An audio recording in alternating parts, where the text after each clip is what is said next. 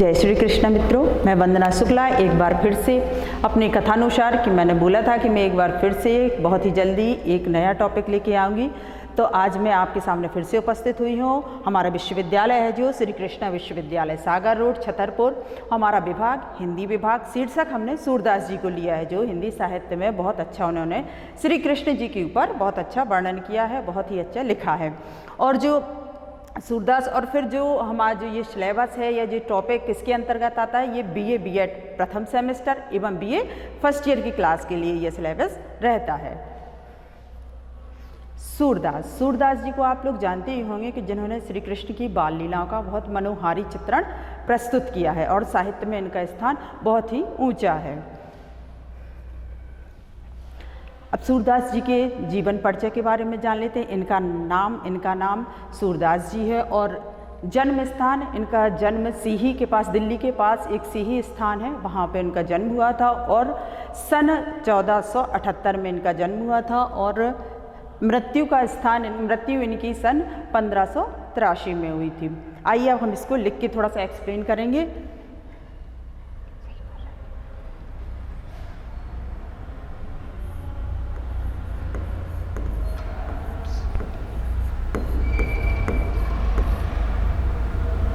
जन्म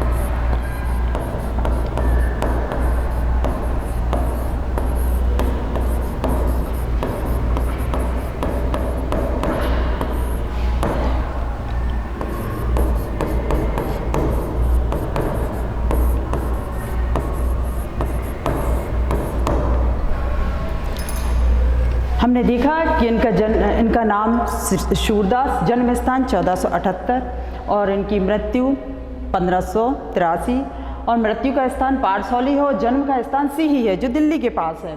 और इनके पिता का नाम पंडित रामदास, गुरु वल्लभाचार्य जी और भक्ति इनकी सगुण उपासक थी। सगुण उपासक के साथ साथ ये श्री कृष्ण को शाक्त भक्ति के उससे मानते थे और ब्रह्म का स्वरूप इन्हें सगुण रूप में किया है। निवास स्थान इनका श्रीनाथ गौ मंदिर था जो वहाँ पर रहते थे और भाषा इनकी ब्रज थी। ब्रज भाषा पे इनका बहुत ही अच्छा नियंत्रण था, यानी बहुत ही अच्छे से ये भाषा का प्रयोग किया है, ब्रज भाषा का। काव्य कृतियों में तो बहुत सारा इनने लिखा है, लेकिन मुख्यतः प्रमाणित कृतियाँ 3 सूर सारावली एवं साहित्य लहरी प्रमुख हैं।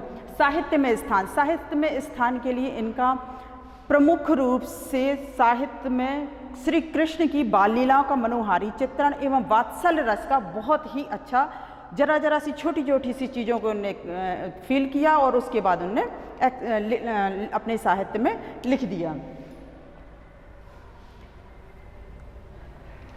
साहित्यिक परिचय में श्री सूरदास जी बहुत ही कृष्ण भक्त प्रिय थे और उन्होंने काव्यात्मक अपनी साहित्य का सृजन किया। साथ ही साथ उन्होंने भक्ति का निरूपण किया, सगुण एवं निर्गुण दोनों ही प्रकार का इन्होंने वर्णन किया। श्रृंगार एवं संयोग, श्रृंगार में संयोग एवं वियोग दोनों पक्षों का इन्होंने चित्रण किया है।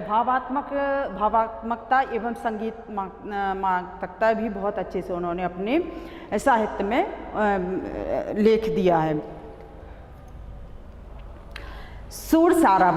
सूरसारावली साहित्य लहरी और सूरसारावली और सूरसागर, ये इनकी प्रमुख 3 कृतियां हैं। और जो इनकी कविताएं थी तो इन्हें पदों के नाम से इन्होंने अपने साहित्य में लिखा है। जो सूरसारावली थी ये सूरसागर का मुख्य सार भाव था, उसमें उस चीज़ का इसमें सूरसारावली में प्रस्तुत किया है। और ये इसमें 1107 पदों की इन्होंने रचना की है।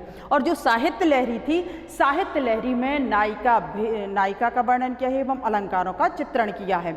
और इसमें उन्होंने 118 पदों की रचना की है। इन्होंने लगभग 1.25 लाख पदों की रचना की है, जिसमें से 8 से 10 तक ही इनके पद जो हैं वो पाए गए हैं। और जो काशी की नागरी प्रचारणी सभा थी उसमें संरक्षित रखे हैं। और जो रखे हैं उनमें से प्रमुखतः 25 ही मुख्य रूप से इन्हें मान्यता दी गई है। और प्रामाणिकता के आधार पर देखा जाए तो इन तीनों महान रचनाओं को स्थान दिया गया है।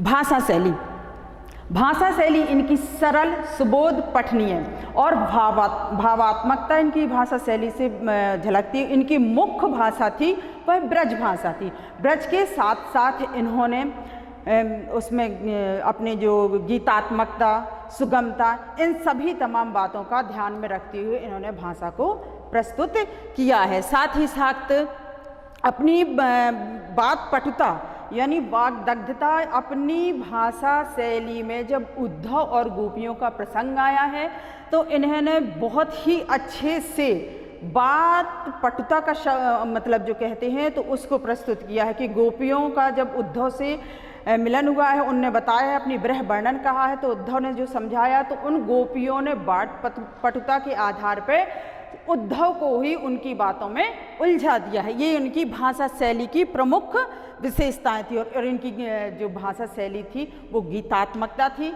गायन के रूप में और वर्णात्मक शैली थी। ये इनकी भाषा की प्रमुख विशेषताएं थी और मुख्य रूप से ब्रज भाषा इनकी मुख्य भाषा थी। हिंदी साहित्य में स्थान, ये बहुत ही काव्यात्मक प्रतिभा से संपन्न कवि थे। संत शिरोमणि श्री सूरदास जी का नाम हिंदी साहित्य में वात्सल्य रस के लिए, श्री कृष्ण की बाल लीला एवं मनोवैज्ञानिकता पर प्रस्तुत करने के लिए अमर है। वात्सल्य की प्रधानता के लिए तो उन्होंने कई जगह ऐसे अपनी रचनाओं में ऐसे पद लिखे हैं कि जैसे मैया मेरी मैं बहुत पियत हूँ दूध, लेकिन मेरी चोटी तबाहू चोटी। यानी भगवान श्री कृष्ण ने कहा है अपनी माता यशोदा से कि मैया मैं बहुत दूध पीता हूँ, लेकिन मेरी जो चोटी है वह फिर भी नहीं बढ़ती है और छोटी की छोटी है। और एक जगह लिखा है कि मैया मैं नहीं माखन खायो। यानी जहाँ भगवान की बाल लीलाओं का चित्रण का उन्होंने प्रस्तुतिकरण किया है तो उन्होंने सोचा है कि श्री कृष्ण को और किस तरह से हम इन्हें अपने साहित्य में या रचनाओं में किस प्रकार से प्रस्तुत कर सकते हैं। तो उन्होंने उन भगवान श्री कृष्ण की छोटी छोटी चीज़ें उन्होंने ध्यान में रखते हुए लिखी हैं। मैया, और एक जगह लिखो उन्होंने कहा है कि मैया मोहे चंद खिलौना चाहिए। यानी भगवान श्री कृष्ण कहते हैं यशोदा माता से कि मैया जो चंद्रमा है मुझे उसका खिलौना चाहिए, मुझे मैया चंद्र खिलौना चाहिए। किलकत, एक जगह बहुत ही अच्छा वर्णन किया है सूरदास जी ने, किलकत कान्हा घुटरुवन आवत। यानी कान्हा श्री कृष्ण की बाल लीला वात्सल्य का प्रयोग वर्णन करते हुए उन्होंने कहा है कि श्री कृष्ण घुटरुवन यानी घुटनों के बल आते हैं और किलकारी देते हुए चले आ रहे हैं अपने मैया के यहाँ और बोलते हैं। और बाद में उन्होंने एक जगह चित्रण किया है कि मैया मोहि दाऊ बहुत खिजायो, यानी दाऊ मुझसे बहुत लड़ते हैं, मुझे डांटते हैं। तो इन तमाम बातों का मन में चित्रण करके मनोवैज्ञानिकता को प्रस्तुत करते हुए ध्यान में रखते हुए इन तमाम बातों का उन्होंने अपने उसमें चित्रण किया है। एक जगह उन्होंने उद्धव प्रसंग में कहा है कि मैया वो हमारे प्रभु अवगुण चित्त न धरो। गोपियों के द्वारा श्री उद्धव प्रसंग में गोपियों ने अपनी बात श्री कृष्ण की जो बात थी, ब्रह वर्णन था, उद्धव को बताया है। उद्धव उन्होंने सांत्वना दी है। इस प्रकार की तमाम छोटी छोटी बातों को सूरदास जी ने अपनी रचनाओं के माध्यम से हम सभी को अवगत कराया है।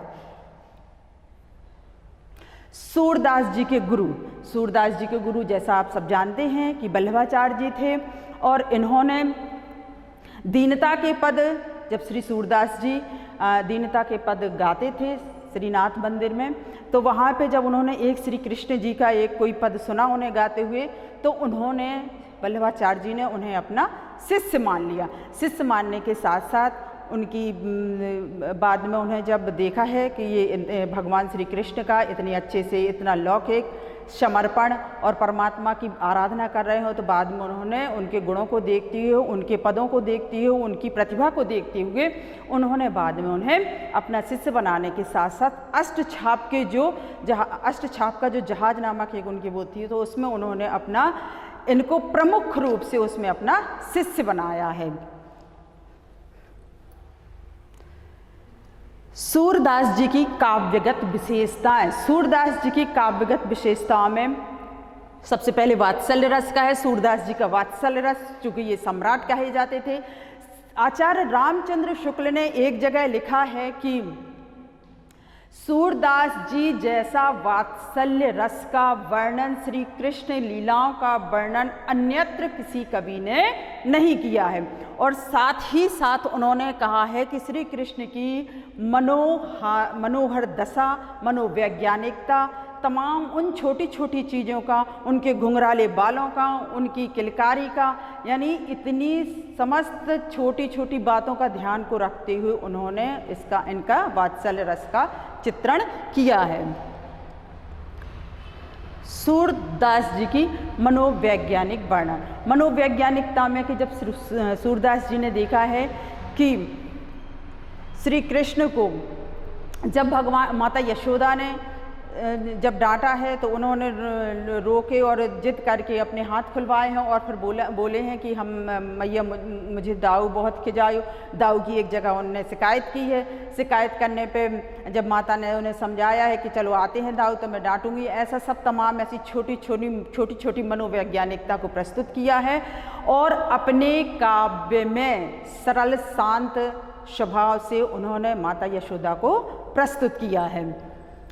अलंकारों का समावेश। अलंकारों के समावेश में अनुप्रास, यमक, उपमा, तमाम इन अलंकारों का प्रयोग किया है। उन्होंने भगवान श्री कृष्ण को एक बहुत ही अच्छे रूप में प्रस्तुत किया है और उनकी आराधना की है। विनय के पद ऐसे हैं कि उन्होंने बहुत सारे ऐसे पदों की रचना की है जिसमें भगवान श्री कृष्ण का वर्णन, उनका बाल स्वरूप, सरल स्वभाव, सुबोध परमात्मा को माना है, परमपिता परमेश्वर, उनके गुणगानों का वर्णन किया है। और उनकी जो बाल लीलाएँ थी या जो गोपियों का चरित्र था, इन समस्त पदों का उन्होंने बहुत ही अच्छे से वर्णन किया है। भ्रमर गीत में जब भावरा आता है और जब गोपियाँ उन्हें देख के भगवान श्री कृष्ण की याद आती है और विरह करती हैं, तब वो भंवरे से वार्तालाप करती हैं, और जिसमें श्री कृष्ण ने अपने गोपियों के माध्यम से उस भंवरे की बातचीत का वर्णन किया है, जो कि एक बहुत ही गहराई से एक सोच समझकर अपनी बात को उन्होंने भंवरे के माध्यम से प्रस्तुत किया है। मैया कभंग बढ़ेगी चोटी, कितनी बार मोहि दूध पियत हों तबहूँ छोटी। मतलब कि ये कहते हैं कि मैं कितनी बार दूध पीता हूँ और ये अजहूँ छोटी, यानी तब भी यह मेरी चोटी छोटी की छोटी है, ये क्यों नहीं बढ़ती है। मैं इतनी बार दूध पीता हूँ फिर भी मेरी चोटी छोटी की छोटी है। उम्मीद करती हूँ कि मैंने जो आज प्रस्तुति दी है आपको बहुत समझ में आई होगी। मैंने अपने साइड से पूरी कोशिश की है कि आप लोगों को समझ में आई होगी। बहुत ही जल्दी किसी नए टॉपिक को लेके आपके सामने पुनः फिर से उपस्थित होंगी। जब तक के लिए जय हिंद, जय भारत।